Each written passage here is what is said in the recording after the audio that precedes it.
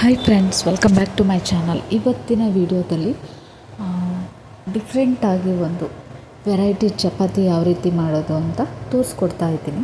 ಹಾಗೆ video start ಮಾಡೋಕ್ಕೂ ಮೊದಲು ಯಾರೆಲ್ಲ ನನ್ನ ಚಾನಲ್ನ ಸಬ್ಸ್ಕ್ರೈಬ್ ಮಾಡದೆ ನೋಡ್ತಿದ್ದೀರಾ, ಪ್ಲೀಸ್ ಸಬ್ಸ್ಕ್ರೈಬ್ ಮಾಡಿಕೊಂಡು ಪಕ್ಕದಲ್ಲಿರುವಂಥ ಬೆಲ್ ಐಕನ್ನ ಕ್ಲಿಕ್ ಮಾಡೋಕ್ಕೆ ಮರಿಬೇಡಿ. ಹಾಗೆ ಯೂಟ್ಯೂಬ್ ಬಯೋದಲ್ಲಿ ನನ್ನ ಇನ್ಸ್ಟಾ ಹಾಗೂ ಫೇಸ್ಬುಕ್ ಲಿಂಕನ್ನು ಕೂಡ ಅಪ್ಲೋಡ್ ಮಾಡಿದ್ದೀನಿ. ಇಂಟ್ರೆಸ್ಟ್ ಇದ್ದರೆ ಅದರಲ್ಲೂ ಕೂಡ ಫಾಲೋ ಮಾಡ್ಬೋದು. ಬನ್ನಿ ವಿಡಿಯೋನ ಸ್ಟಾರ್ಟ್ ಮಾಡೋಣ.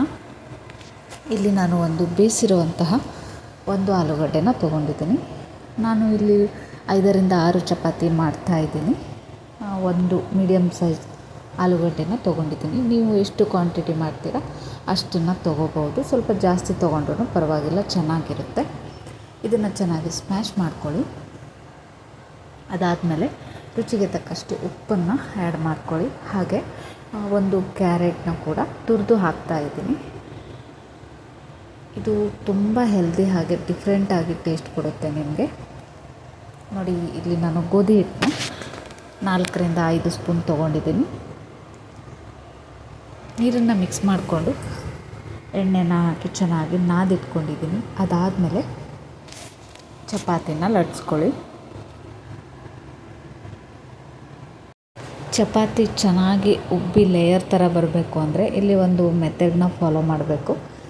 ನೀವು ಆ ರೀತಿಯೂ ಕೂಡ ಮಾಡ್ಬೋದು. ಇಲ್ಲ ಅಂದರೆ ಮಾಮೂಲಿ ಡಬಲ್ ಫೋಲ್ಡ್ ಮಾಡಿ ಆಯಿಲ್ ಹಚ್ಚಿನೂ ಕೂಡ ಮಾಡ್ಕೋಬೋದು. ನಾನು ಇಲ್ಲಿ ಚಪಾತಿನ 4 ಸೈಡ್ ಕಟ್ ಮಾಡ್ಕೋತಾ ಇದ್ದೀನಿ.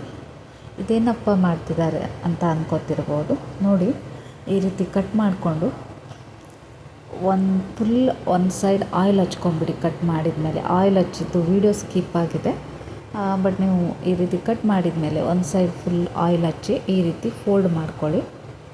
ಈ ರೀತಿ ಮಾಡೋದ್ರಿಂದ ನಿಮಗೆ ಚಪಾತಿ ಚೆನ್ನಾಗಿ ಉಬ್ಬಿ ಬರುತ್ತೆ. ಲೇಯರ್ ಥರ ಎಗ್ ಪಫ್ ಎಲ್ಲ ಯಾವ ರೀತಿ ಬರುತ್ತೋ ಆ ರೀತಿ ನಿಮಗೆ ಚೆನ್ನಾಗಿ ಉಬ್ಬಿ ಬರುತ್ತೆ. ಅದಕ್ಕೋಸ್ಕರ ಈ ರೀತಿ ಫೋಲ್ಡ್ ಮಾಡಿಕೊಂಡು ನೀವು ಎಲ್ಲ ಕಡೆ ಆಯಿಲ್ ಹಚ್ಚಿ ಇಲ್ಲೂ ಕೂಡ ಆಯಿಲ್ ಹಚ್ಚಿ ಅದಾದಮೇಲೆ ಈ ರೀತಿ ಫೋಲ್ಡ್ ಮಾಡಿಕೊಂಡು ಚಪಾತಿನ ಲಟ್ಸ್ಕೊಳ್ಳಿ.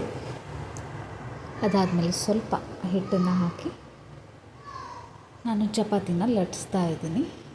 ಇಷ್ಟೇ, ತುಂಬ ಸಿಂಪಲ್ ಹಾಗೆ ತುಂಬ ಟೇಸ್ಟಿಯಾಗಿ ಆಗುವಂಥ ರೆಸಿಪಿ. ಮಕ್ಕಳು ನಿಮಗೆ ತರಕಾರಿ ತಿಂತಾ ಇಲ್ಲ ಈ ರೀತಿ ಅನ್ನೋ ಟೈಮಲ್ಲಿ ಮಕ್ಕಳಿಗೆ ಈ ರೀತಿ ಮಾಡಿಕೊಡಿ, ಹೆಲ್ದಿಯಾಗೂ ಕೂಡ ಇರುತ್ತೆ.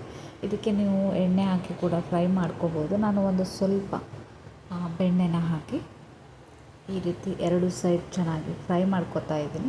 ತುಂಬ ಚೆನ್ನಾಗಿ ಉಬ್ಬಿ ಬರುತ್ತೆ. ಈ ರೀತಿ ನೀವು ಆಯಿಲ್ನ ಹಚ್ಚಿ ಫೋಲ್ಡ್ ಮಾಡಿ ಮಾಡೋದ್ರಿಂದ ಚಪಾತಿ ತುಂಬ ಚೆನ್ನಾಗಿ ಉಬ್ಬಿ ಬರುತ್ತೆ. ನೋಡಿದ್ರಲ್ಲ, ಇದು ಔಟ್ಸೈಡ್ ಫುಡ್ಗಿಂತ ಈ ರೀತಿ ಹೆಲ್ದಿಯಾಗಿ ಮನೆಯಲ್ಲೇ ಮಾಡಿಕೊಡಿ. ಮಕ್ಕಳು ಕೂಡ ತುಂಬ ಇಷ್ಟಪಟ್ಟು ಏನೋ ಡಿಫ್ರೆಂಟ್ ಟೇಸ್ಟ್ ಇದೆ ಅಂತ ತಿಂತಾರೆ.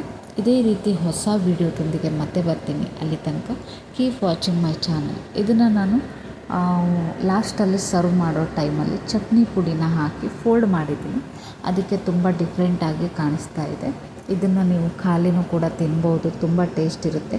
ಆಲೂ ಹಾಗೆ ಕ್ಯಾರೆಟ್ ಬಳಸಿರೋದ್ರಿಂದ ತುಂಬ ಚೆನ್ನಾಗಿ ಟೇಸ್ಟ್ ಸಿಗುತ್ತೆ ನಿಮಗೆ. ಇಲ್ಲಿಗೆ ಇವತ್ತಿನ ವಿಡಿಯೋನ ಎಂಡ್ ಮಾಡ್ತಾ ಇದ್ದೀನಿ. ಟೇಕ್ ಕೇರ್, ಬಾಯ್.